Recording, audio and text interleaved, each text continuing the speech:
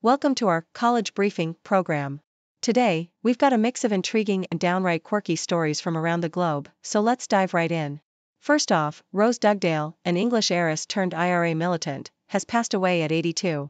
From Oxford halls to a daring art heist, her life reads like a movie script, minus the Hollywood ending. Meanwhile, in the world of college basketball, Virginia's men's team said a premature goodbye to the NCAA tournament, thanks to some offensive struggles that really put the awful in offense. And over in the ACC, Clemson is throwing down the legal gauntlet over what they're calling an exorbitant exit fee. Drama much? But wait, there's more.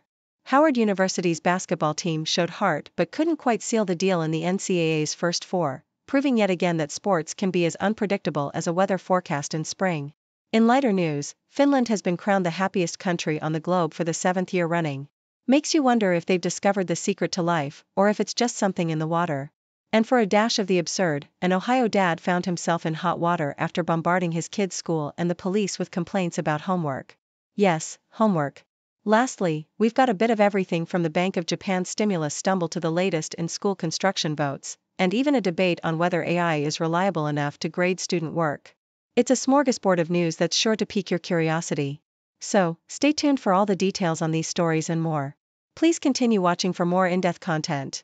Rose Dugdale, English heiress who became IRA militant, dies at 82. Washington Post. Rose Dugdale, an Oxford-educated heiress who embraced the IRA's battle against British rule of Northern Ireland in the 1970s, has died at the age of 82. Dugdale was sentenced to 9 years in prison for her role in stealing 19 masterpieces from Rusborough House in County Wicklow in April 1974. The paintings were taken as bargaining chips to secure the release of IRA prisoners, but were recovered by police. The works stolen included Vermeer's Lady Writing a Letter with Her Maid, Velázquez's Kitchen Maid with the Supper at Emmaus, and Goya's Portrait of Donna Antonia Zarate. Awful offense ends Virginia's NCAA tournament run almost before it starts. Washington Post. Virginia's men's basketball team suffered a third consecutive early exit from the NCAA tournament on Tuesday night, losing 67-42 to Colorado State. The team failed to make it past the round of 64 in their previous 2 appearances, and this year's tournament came to a close with offensive deficiencies that plagued them throughout the season. The team shot 25% from the field, including 17.6% on three-pointers, and fell behind 35-14 shortly after halftime. Virginia has not won in the NCAA tournament since 2019, when they won the national championship.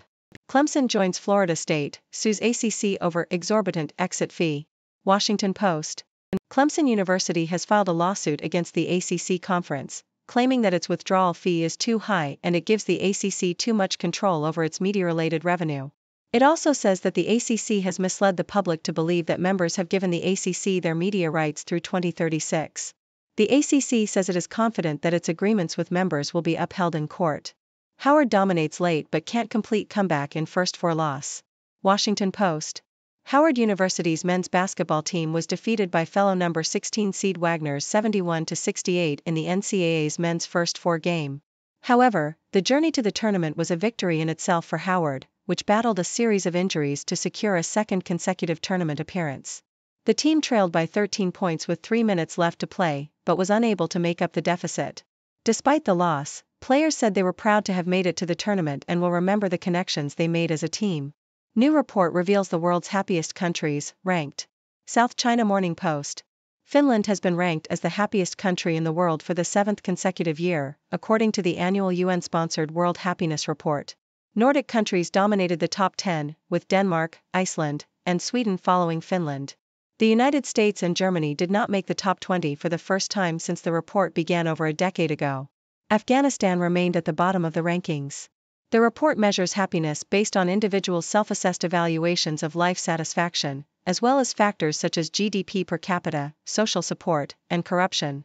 Finland's strong welfare society, trust in state authorities, and free healthcare and education were cited as contributing factors to its high ranking. Dad arrested after police say he called 18 or 19 times in under an hour to complain about his son's homework. Yahoo! A father in Ohio has been arrested for making multiple calls to his child's school and the police over a single homework assignment. Adam Sizemore apparently called the police on February 29 to complain that his son's homework took away from his after-school time. The principal was unavailable, so Sizemore was transferred to his voicemail. The father then started calling repeatedly. A school resource officer spoke to Sizemore, instructing him to stop calling. Sizemore continued to call, cursing at the officer. The police issued an arrest warrant and Sizemore was taken into custody. How the Bank of Japan's plan for a smooth stimulus exit stumbled. Japan Times. The Bank of Japan's plan to exit years of massive stimulus has been complicated by slowing inflation. The central bank had hoped to end negative interest rates by March or April, but the slowing inflation has made this difficult. The bank considered two options: waiting for signs of economic improvement before proceeding with the plan, or ending negative rates but holding off on further increases. Ultimately, the bank decided to go with the second option, leaving Japan with near-zero rates for the foreseeable future. Banged up Providence basketball makes quick exit in NIT. What happened versus Boston College? Yahoo! Providence basketball fell to Boston College in the first round of the NIT on Tuesday night, ending their season.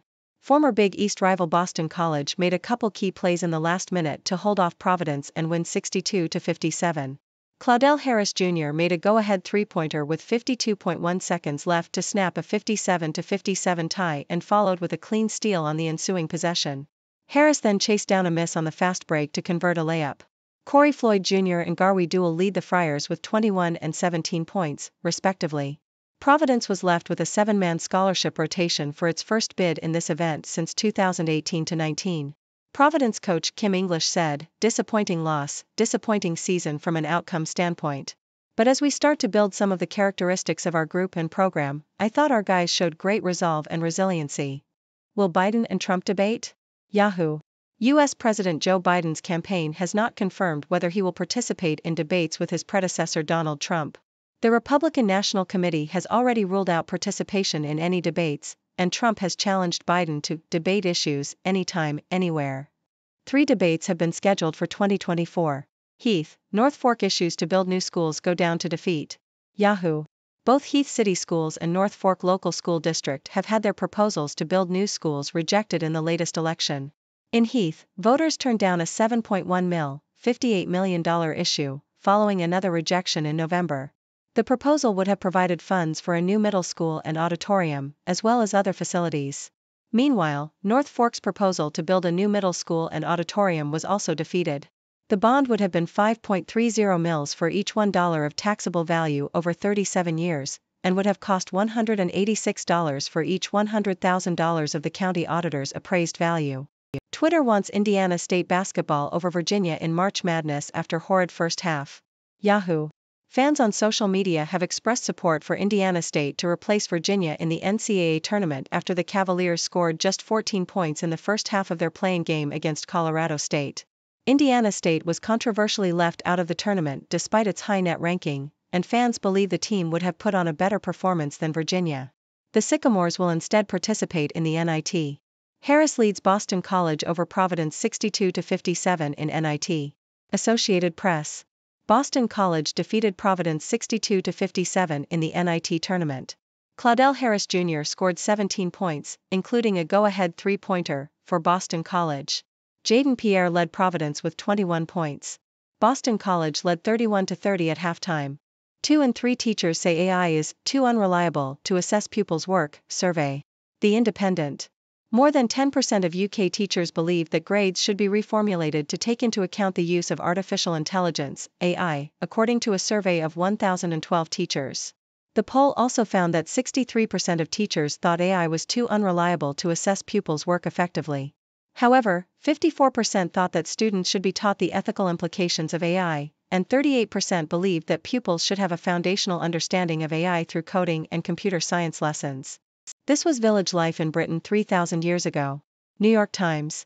2 monographs have been published by Cambridge University based on a 10-month excavation of a prehistoric settlement in eastern England. The settlement, known as Must Farm Quarry, was a farming community that lived in roundhouses built on wooden stilts above a river. The settlement was destroyed by a catastrophic fire and abandoned, leaving everything behind. The debris was preserved in peat and silt, providing a detailed record of daily life during Britain's Bronze Age. The studies are as detailed as a forensic investigation and provide insight into the lives of the inhabitants. New Zealand, China laud stable ties despite significant differences. South China Morning Post. Chinese Foreign Minister Wang Yi's visit to New Zealand has highlighted the significant differences between the two countries, despite efforts to present a united front. During his visit, Wang called for deeper trade and economic ties and addressed climate change. The ministers also discussed trade, business, and security in the Pacific, as well as areas of difference including human rights and the situation in Xinjiang, Hong Kong, and Tibet. New Zealand has recently tilted towards the US and Australian defense policy, and there is speculation that the country may join the AUKUS defense pact. Wang's visit was seen as a charm offensive, but it was acknowledged that significant differences exist. New Zealand's National Intelligence Agency accused China of espionage operations and targeting the country's ethnic Chinese communities. China has been increasing its ties in the Pacific region, which has raised concerns among New Zealand and Australia. Trade between New Zealand and China remains important, but political differences are becoming increasingly significant. Both countries are seeking ways to actively manage their differences. Thank you for tuning in. The content above showcases the latest briefing reports and analytical synopses, thoughtfully curated by the 6Do team. These insights stem from a wide array of reputable media outlets, think tanks, government sources, and specialized experts worldwide. We encourage you to explore these sources for a comprehensive perspective. Keep in mind that while the content may not always align with the official standpoint of 6Do Brief, it's not meant to be taken as absolute directives for decision-making. Comprising seasoned media professionals, learned scholars, and accomplished scientists, the 6Do team embodies a trailblazing, fully independent media entity.